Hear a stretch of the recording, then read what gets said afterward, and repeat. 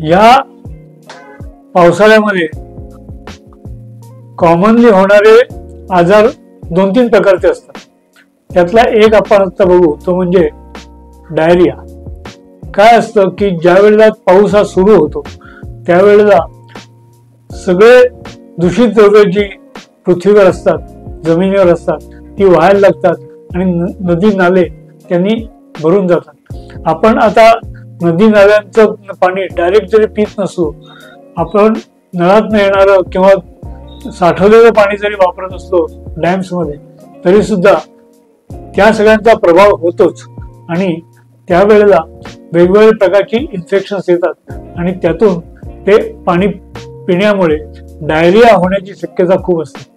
आणि जसं आपण वर्षा सहली किंवा वेगवेगळ्या प्रकारचं हायकिंग, माउंटेनिंग जरी करत असतो, तर त्यावेळेला सुद्धा वेगवेगळ्या प्रकारचं पाणी पिण्यामुळेही डायरिया होण्याची शक्यता असते. त्यामुळे डायरिया किंवा ज्याला अतिसार म्हणू, अशा प्रकारचा जो आजार आहे हा या दिवसामध्ये कॉमन होऊ शकतो.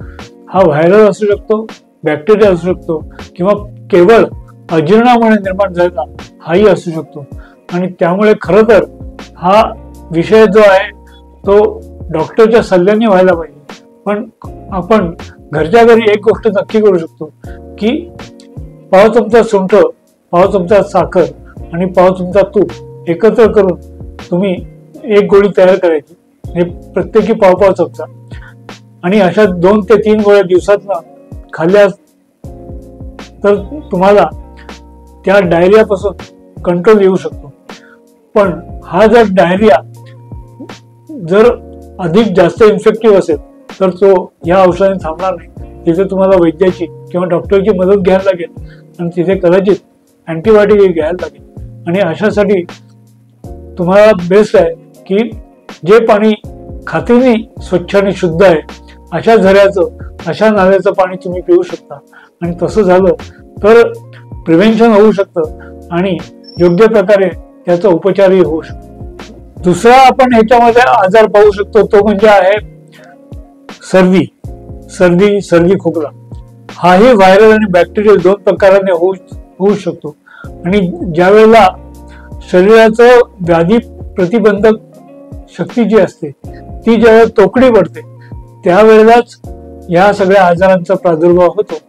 आणि त्यामुळे पहिल्यांदा तुम्ही जर नियमित व्यायाम आणि योग्य प्रकारचा आहार घेत असाल तर हे आजार होणार नाही, आणि झाले तरी छोट्या विश्रांतीने ते निघून जाते. पण हे होऊ शकतात कारण खूप प्रमाणात पाण्याशी संबंध येतो, खूप प्रमाणात आपण पाणी अंगावर घेतो, डोक्यावरही घेतो, आणि त्याचा परिणाम म्हणून ही सर्दी आपल्याला होत असते. आणि त्यातून व्हायरल प्रकारचा जर असेल तर सुरुवातीला तुमचे डोळे लाल होतात, सर्दी होते, शिंका येतात, आणि त्याच्यातनं पुढे ती सर्दी वाढून त्याच्यातनंच ताप आणि सायनोसायटिस सारखे आजार आपल्याला होऊ शकतात. त्यामुळे सर्दी झाली तर सुरुवातीच्याच काळामध्ये त्यांना प्रतिबंध घातला तर त्याचा फायदा होतो. पण याच्यामध्ये सहसा आपण काय करतो तर एखादी गोळी घेऊन, ती अँटी अलर्जीची गोळी घेऊन ते नाक वाहणारं जे आहे ते थांबवायचा प्रयत्न करतो. त्याच्याऐवजी तिथे आपण मुगाचं किंवा कुळथाचं सूप घेणं किंवा भाताची पेस्ट घेणं, त्याचा उपयोग सर्वात जास्त आहे. आणि अशा वेळेला भाताचं किंवा मुगाचं सूप घेणं आणि प्रथिनयुक्त अशा स्वरूपाचा आहार घेणं, किंबहुना काही वेळेला जर तुमची भूक आणि पचनशक्ती चांगली असेल तर चांगले भाजलेले चणे, त्याचाही तुम्हाला अतिशय चांगला उपयोग होऊ शकतो. आणि सुरुवातीच्याच काळामध्ये तुमची सर्दी ही कंट्रोलमध्ये येऊ शकते. आणि ती जर कंट्रोलमध्ये आली तर त्याच्या पुढे होणारा खोकला आणि त्याच्या पुढे होणारा छोटासा ब्रॉन्कायटिस सारखा किंवा तापाचे प्रकार ह्या गोष्टी होणार नाही. आणि तसं जर नाही झालं तर आपला हा पावसाळा आहे हा मोठा आनंदाचा.